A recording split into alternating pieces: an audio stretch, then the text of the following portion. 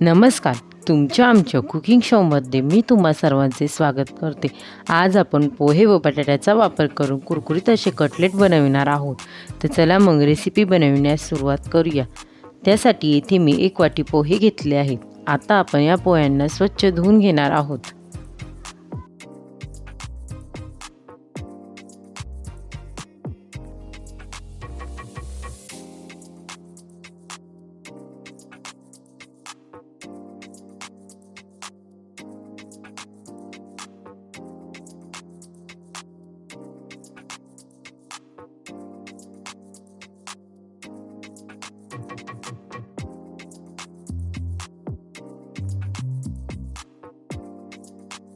पोहे स्वच्छ धुवून झाल्यानंतर आता आपण त्यामध्ये 1 ग्लास पाणी टाकून हे पोहे 2 मिनिटांसाठी भिजत ठेवणार आहोत. 2 मिनिटांनंतर आता आपण पोह्यांमधील पाणी काढून घेऊ. पाणी काढून झाल्यानंतर पुन्हा एकदा 2 मिनिटांसाठी हे पोहे अशाच प्रकारे भिजत ठेवणार आहोत. 2 मिनिटांनंतर आता आपले पोहे छान प्रकारे मऊसूद असे भिजले गेले आहेत. आता आपण यामध्ये 2 उकळवून स्मॅश करून घेतलेले बटाटे टाकून घेऊ.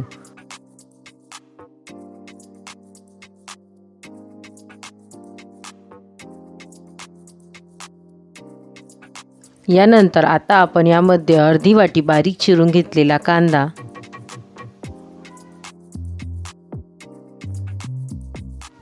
अर्धी वाटी बारीक चिरून घेतलेली कोबी,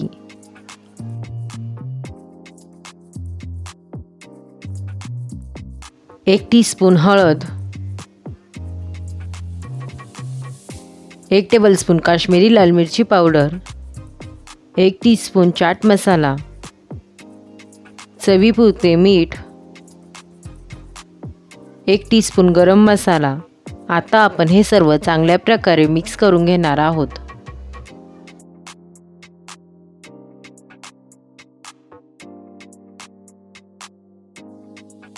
आता आपले हे सर्व चांगल्या प्रकारे मिक्स करून झाले आहे. आता आपण याचे कटलेट बनवून घेऊ.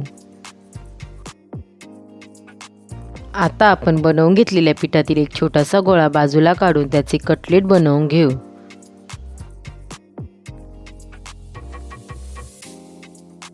हाताच्या मदतीने चांगल्या प्रकारे प्रेस करून याचे कटलेट बनवून घेऊ.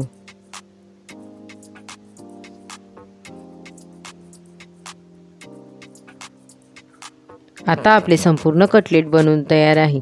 येथे मी गॅसवर तव्यावर थोडेसे तेल गरम होण्यासाठी ठेवले होते. आता आपण बनवून घेतलेले कटलेट तव्यावर ठेवून घेऊ.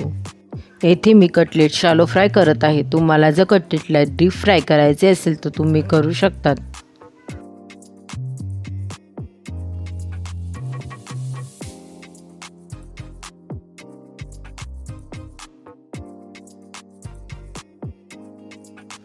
आता आपण कटलेट पलटी करून दुसऱ्या बाजूने छान प्रकारे लालसर रंग येईपर्यंत भाजून घेणार आहोत. तुम्ही पाहू शकता आता आपल्या कटलेटला एका बाजूने छान प्रकारे लालसर रंग आला आहे. दुसऱ्या बाजूने छान प्रकारे लालसर रंग येईपर्यंत आता आपण कटलेट भाजून घेणार आहोत. आता आपल्या कटलेटला दुसऱ्या बाजूने छान प्रकारे गुलाबी रंग आला आहे. आता आपण कटलेट तव्यावरून काढून घेऊ. पोहे व बटाट्यापासून झटपट होणारे कटलेट तुम्हाला कसे वाटले मला कमेंट करून नक्की सांगा. रेसिपी आवडली असेल तर रेसिपीला लाईक शेअर करा व चॅनलला सबस्क्राईब. पुन्हा भेटूया आपण अशाच एका नवीन रेसिपीसोबत. तोपर्यंत बाय.